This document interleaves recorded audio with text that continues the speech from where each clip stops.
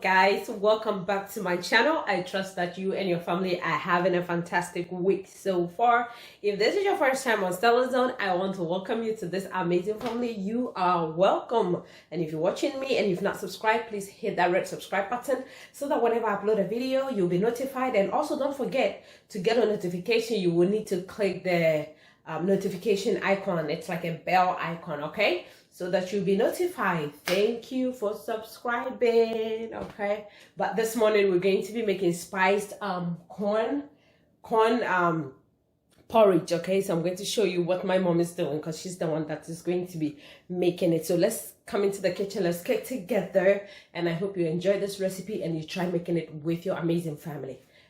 All right, I know there's a lot of plastic going on, but bear with me. I just want to walk into the through the ingredients. Okay, so I have this cornmeal here. Okay, my mom mixed it and we had it in the freezer. It's nice and soft now. I took it out of the freezer for it to thaw. The reason I'm trying to open it is I'm trying to show you. Can you guys see that there is some cloves in here? Okay, there's about 3 or 4 of them in here. When my mom was mixing the corn dough, she did put in the cloves, like crushed cloves in here to help it give it like nice smell. Okay, sometimes when your dough, the corn dough, over ferments, there's a smell that comes in there, but this didn't over ferment. But my mom just, I'm telling you, just add cloves to it. It has medicinal properties and it makes the cocoa smell amazing. Okay, and in here is some peppers. In Ghana, I don't know the English name, but this is mostly what we use in making cocoa. It's called asrawa pepper. Okay, I tried to Google and I couldn't find it. So if any of you know the English name, please help me out. It's like small pepper, red pepper, small chili pepper right here, and it's called asrawa pepper. Okay, so that's what is in there, with some, of course, ginger. Okay, this is peeled ginger, and so that's basically what we're going to be using. So we blended it, and then there's liquid. We sort of rinsing out the blender, and this part is what we are going to be using to make the cocoa, and the rest will go into the fridge whenever we want to make cocoa. The white cocoa, not Hausa cocoa, the white cocoa, we're going to use it. So this is it. And you, of course, you're going to need a pot, and you're going to need a wooden spoon, benkuta, ladle, whatever you want to call it, to stir. Okay, so let's get cooking.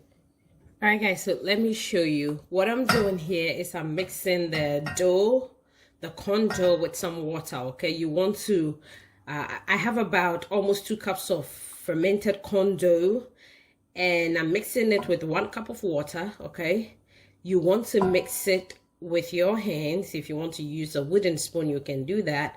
Mix it until there are no lumps. Okay, mix it until everything, the water in the dough, is incorporated and it's like nice and smooth. I'm going to still leave the huintia, which is about 2, in here. I'm going to leave the cloves in here. Okay, all right, and then the next thing I'm going to do, I'll rinse my hand. I have 3 cups of water in my pot. Okay, I'm going to turn the heat up again. We are going to be straining our pepper water in here, because you don't want all the chaff in your cocoa. So just strain it, push on it to get all the liquid out. Make sure you rinse the wooden spoon before you put it back in there. Okay, and so yeah, now I'm going to bring this up to a boil, and then we'll add our mixed corn meal over there.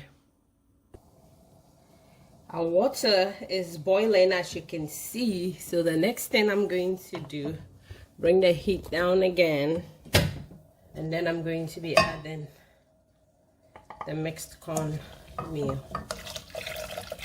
So start stirring quickly. As you pour, you're stirring. Okay, be fast as possible so that there are no lumps in your cocoa. Make sure the heat is down. Okay, make sure you lower the heat at this point, and then just stir until everything is nice and thick.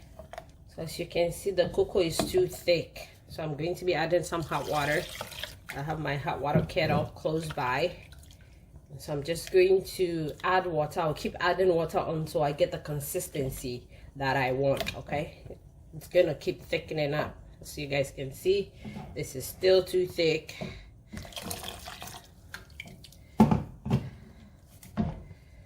That's me. You cook this. So you're going to cook this for about 10 minutes, okay? You're going to cook this about 10 minutes. As you keep stirring, it will keep thickening up. Make sure you keep adding water. Hot water is preferred. Our cocoa is ready, okay? So turn off the heat. So when you start off with a white color, okay? So when the cocoa is ready, to know it's ready, you will get a creamy color, okay? Or a cream color, not a creamy, a cream color. Okay, so this is the consistency that I got, okay? So not too thick and not too liquidy, all right? And once we sit this down and it cools, I'm telling you, it's going to thicken up again. So that's okay. So I'm just gonna take this off the heat and let it cool down.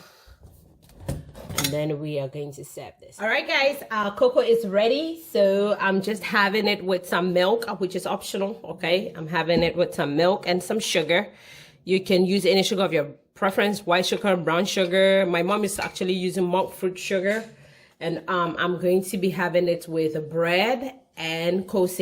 You know, that's how it's usually done. So let me know what you guys let me know what you guys think. You can also add some peanuts, okay? I think I'm going to be doing that. This cocoa fita and peanut is legit, I'm telling you. So let me know what you think. Like, comment, share, subscribe. Until I see you in my next video. Bye, guys, and have a lovely week. Subscribe, okay? Bye.